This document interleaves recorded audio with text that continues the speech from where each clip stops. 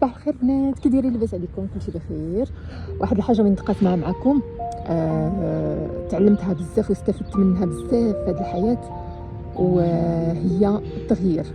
كلشي كيتغير، كلشي كيتغير، الاشخاص كيتغيروا، الاماكن كتغير، الاماكن كتغير، حنا كنتغيروا، اجسادنا كتغير، عقولنا كيتغيروا ضروري. ممكن ما واحد النهار تلقي هاد الجريده بحال هاد الجريده هادي، ممكن تلقيها واحد النهار ما فيهاش الكازون، تجي ليها مره اخرى تلقاي فيها الكازون تفرحي بها. واحد النهار تكوني نتيا ماشي بصحيحتك، كضرك شي حاجه في الجسد ديالك، كدوز واحد المده كتولي بخير وفرحانه وناشطه.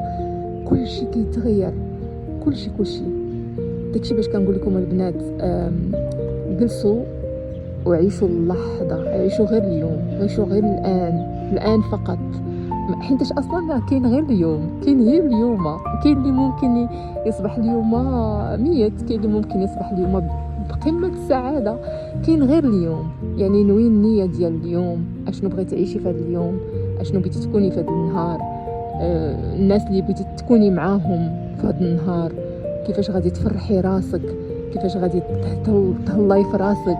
هادشي اللي غتشوفي فقط ديوها غير في ريوسكم البنات، غير راسك اولا ثم الباقي تاليا.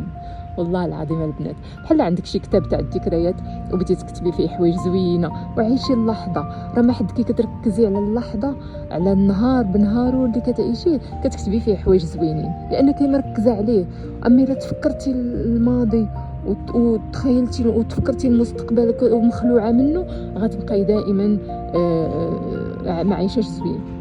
غادي تفوت عليك هذيك اللحظه ويفوت عليك هذاك النهار وما تعيشيش فيه زوين. دونك عيشي استمتعوا يا البنات، الحياه تستحق ان تعاش، الحياه عطيها من الله زوينه. عيشي وفرحي راسك، وعيشي لراسك، وعيشي وفرحي راسك.